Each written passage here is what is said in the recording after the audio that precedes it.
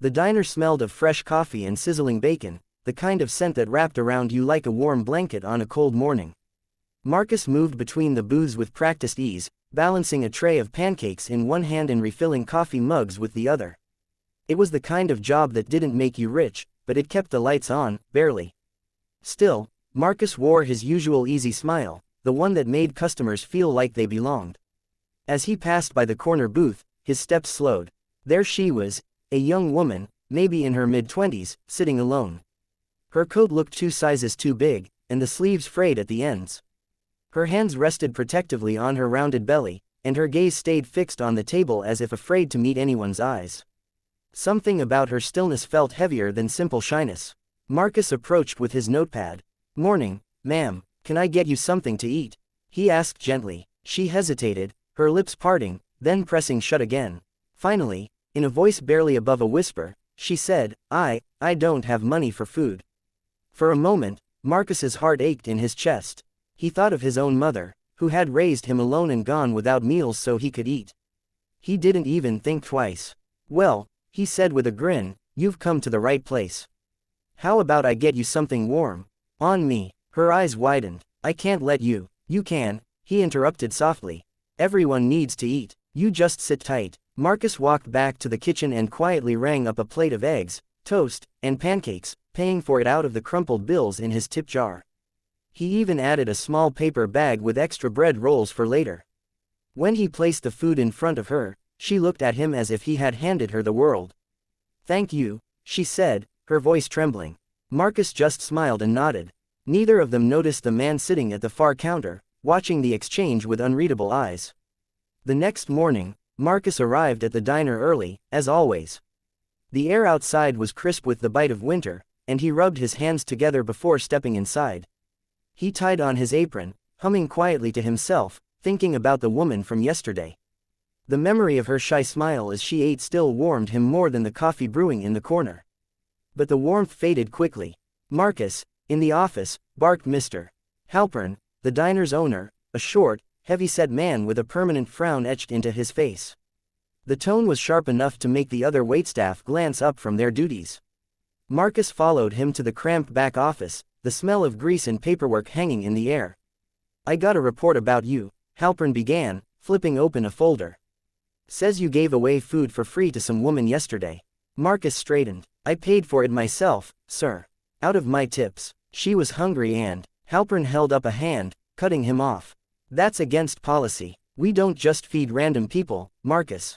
This is a business, not a charity." His jaw tightened. "With respect, sir, it wasn't random. She was pregnant and clearly in need." You thought wrong," Halpern snapped. "You're a good worker, but rules are rules. I can't have staff bending them whenever they feel like it. I'm letting you go, effective immediately." The words landed like a punch to the gut. For a moment, Marcus just stood there, the silence between them heavy. Then, with slow, measured movements, he untied his apron and placed it on the desk.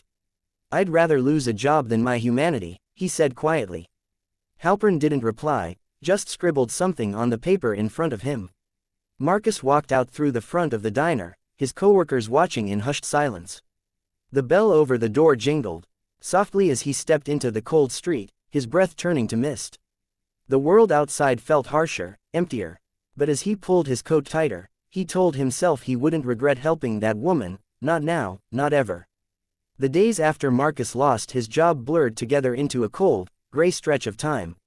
The alarm clock still rang at 6, but there was no uniform to put on, no familiar hum of the diner's coffee machine waiting for him.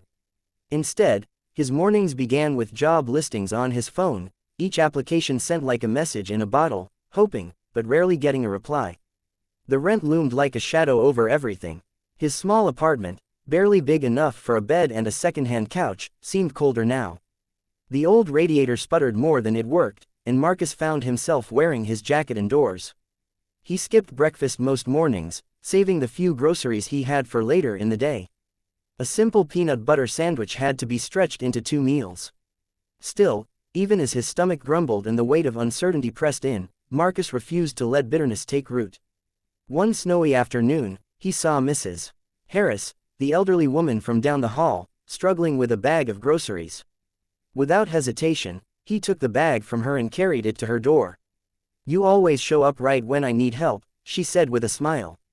Marcus just shrugged. It's what neighbors do. The memory of the pregnant woman's grateful eyes stayed with him like a small ember in the cold. He didn't know her name or her story, but he often wondered if she and her baby were doing okay. That simple moment in the diner had reminded him of something his mother used to say: kindness is never wasted, even when no one sees it. What Marcus didn't know was that someone had seen it, and remembered. For now, though, all he saw was the snow falling heavier outside his window, the unanswered job applications in his email, and the quiet hope that maybe, somehow, better days were coming.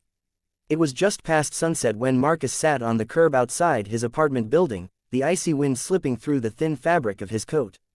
Streetlights buzzed faintly overhead, casting pools of yellow light on the snow-dusted pavement. His hands were jammed deep in his pockets, not only for warmth but to hide the slight tremble from the cold. The day had been another string of rejections, 3 applications, 3 polite emails that all began with, "unfortunately." He was about to head inside when the quiet hum of an engine grew louder. A sleek black luxury car, glossy as obsidian, slowed to a stop right in front of him. Its tinted windows reflected the glow of the streetlights, making it impossible to see inside. Marcus frowned, glancing over his shoulder to see if it had mistaken him for someone else. The driver's door opened first. A tall man in a sharp suit stepped out, his polished shoes crunching softly against the snow. "Marcus Reed?" he asked, his voice formal but kind. Marcus stood slowly. "Yeah, that's me." The rear door opened then, and out stepped the last person he expected, the young pregnant woman from the diner. Except she wasn't in the oversized coat anymore. She wore an elegant wool dress and a tailored coat that draped over her like it was made for her. Her hair was neatly styled, her skin glowing with health, and she moved with the quiet confidence of someone who belonged in that car. "Marcus," she said warmly, her smile wide and genuine. "I've been looking for you." He blinked, still trying to process the sight. You're okay. That's good." "I'm better than okay," she said, stepping closer. "And it's because of you." The wind bit at his ears, but Marcus barely felt it. Questions crowded his mind, but before he could speak, she added, "There's something you need to know, and something I want to give you." Marcus stood frozen, the cold air swirling around him, his breath misting in the glow of the streetlights. The young woman's eyes held the same kindness he remembered from that day in the diner, but now there was something else, strength, and a quiet certainty. "My name is Danielle Lawson," she began. "I'm the CEO of Lawson Enterprises.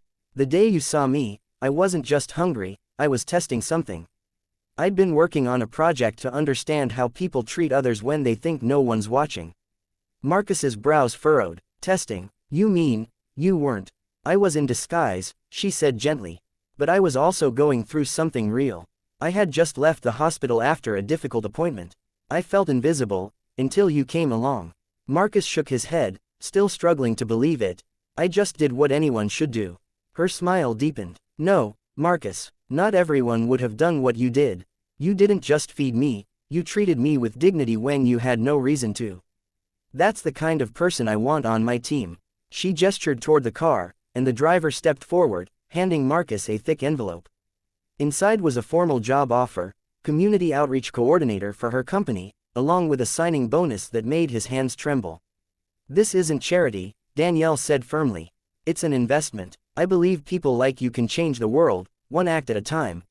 For a moment, Marcus could only stare at the papers. Then he looked up, his voice thick. I don't know what to say." "Say yes," she replied softly. As he nodded, Danielle pulled him into a brief, heartfelt hug. The luxury car's door closed behind him, its warmth wrapping around him as they pulled away from the curb. Marcus glanced out at the snow-blanketed streets, the city lights shimmering in the distance. A few days ago, he'd lost his job for choosing kindness. Tonight, kindness had given him a future he never imagined.